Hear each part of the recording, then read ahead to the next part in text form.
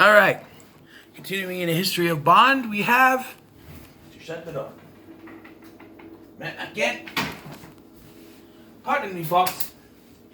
This is only a temporary solution until I figure out what I'm going to put here. I need something in the background. All right, so we are now on "You Only Live Twice," which is the theme song I at first didn't like, but it's catchy. And "You Only Live Twice" was released in 1967, and it actually takes place and is filmed in Japan. Now, originally though, they were going to do "On Your Majesty's Secret Service" as Thunderball. "On Your Majesty's Secret Service" and "You Only Live Twice" are essentially a trilogy. However, apparently there was no snow in Switzerland that year, which is where they would have to film, and so they decided to go to Japan and do "You Only Live Twice" instead.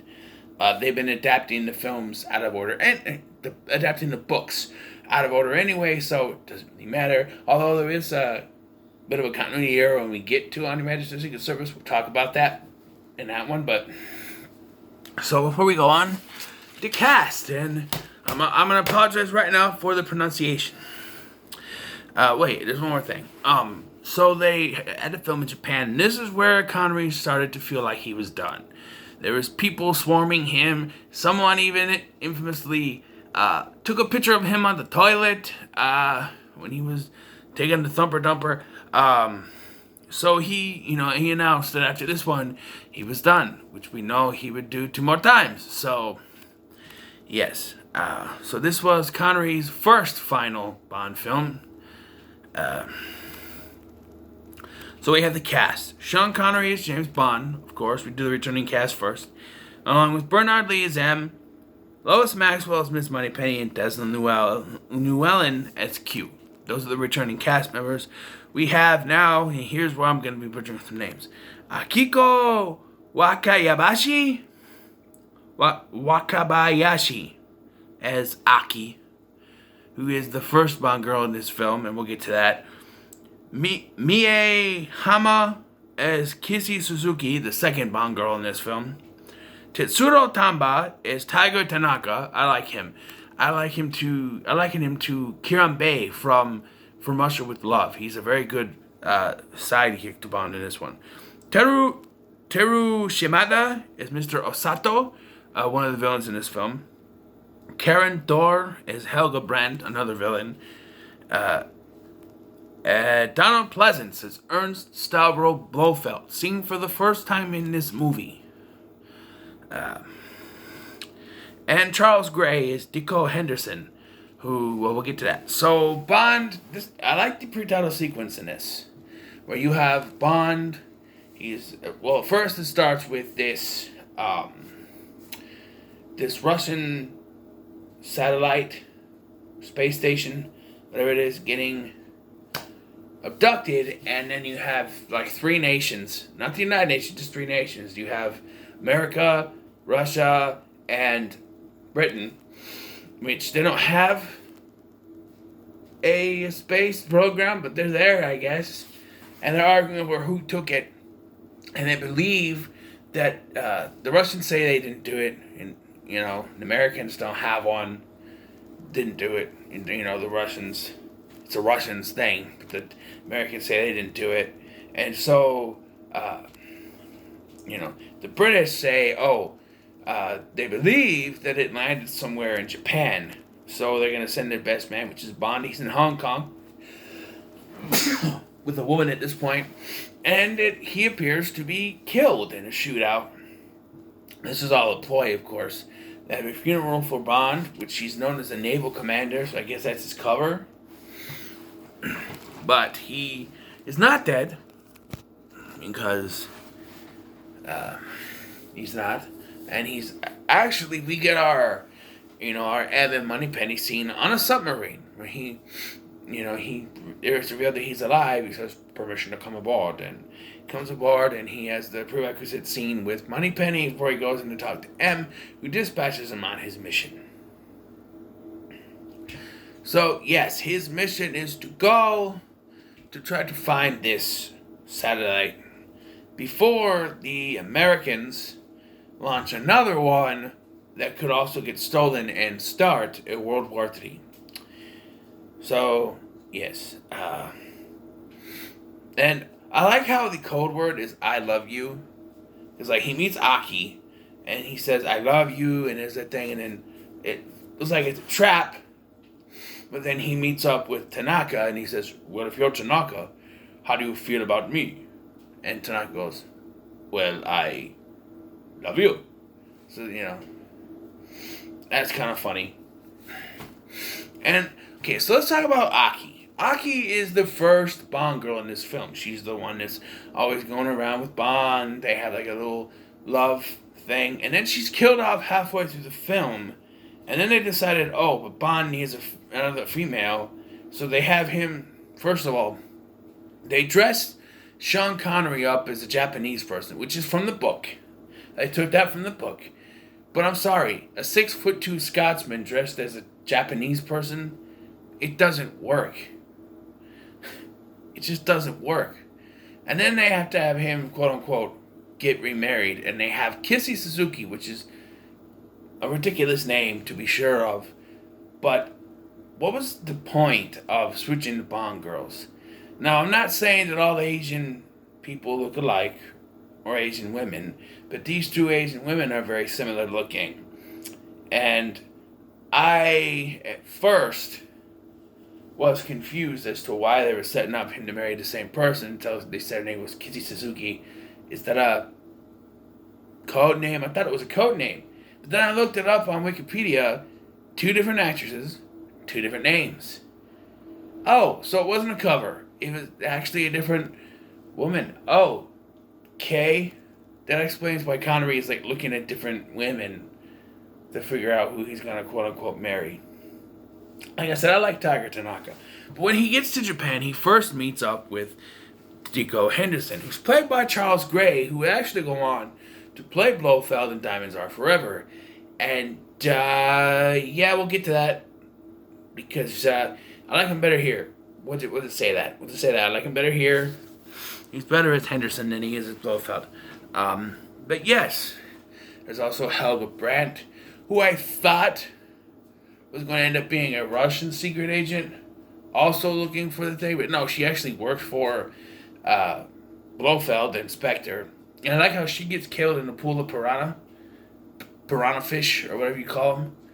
I like how she's killed in the pool. And yes, people have criticized this film for being the first one to go wacky. But did you see Thunderball? Did you see Thunderball with the jetpack, underwater stuff, spear gun? It's not quite as wacky as this one, but I did enjoy this one better, actually. Partially due to the fact that I really do like the Japanese culture. I'm a big fan of anime. I like Japanese culture, so this movie, it works for me. Q shows up with Little Nelly. Like, call Little Nelly. Tell M to send Little Nelly and her father, which is Q, I guess. But Little Nelly is this helicopter that Bond flies, and it's pretty cool. It has this, it has like rockets and stuff. It's actually pretty cool. Pretty cool. And yeah, I like it. It's only like one scene, of course. Much like his cars that he usually has, the Aston Martin DB5s or whatever. You got like one scene with them, but it works. And eventually we get to Blofield's lair, which is in a hollowed out volcano, as you do. And he has the pool of piranha fish. And, she dies. And then we have this big showdown with all these Japanese agents coming in. And even Tiger Tanaka shows up to help fight. Can you like imagine if M was in there trying to fight? It'd be even funnier if Q was trying to fight. I'm trying to help you, 007. But yeah, and Blofeld actually gets away, which makes Blofeld the first main villain not to die in a Bond film, which makes sense because he's supposed to be an overarching villain, even though we don't really see him past Diamonds Are Forever, but he is an overarching villain in these three movies, even though we'll get to Majesties at a later date, or another time, another video. But yeah, Sean Connery is on point. Some people have accused him of being a little bit less in this film, and that's true. You could tell he's had it. Like, this is it. I'm done with this shit. I'm sick of this shit. You can tell that he's in kind of a mood, but he still does his best in this film. His best performance is still Goldfinger, but I think this is probably up there as one of his best performances, and he does a pretty good job in this film, as well as Tetsuro Tambo as Tanaka. Like I said, he's probably my second favorite sidekick to Bond, right after Kiran Bay from Russia with Love. But yeah, he's a pretty good side character. I like it. The Bond girls, as mentioned, are interchangeable to me. They look alike. Not all Japanese women look alike. I watch wrestling. There are a bunch of Japanese female wrestlers, and there is difference between them. But these two actresses look very much alike that it really doesn't make sense that they had to switch them in the middle of the film. Like, Aki gets poisoned, and we have Kissy, and I thought that her poisoning was a setup, and this is just a replacement in her cover. But no, it's two different actresses, two different characters, and Aki is really dead. Also, like, Bond bangs the female villain, and then she tries to kill him in a plane with the wooden plank in between so he can't get out, but he survives.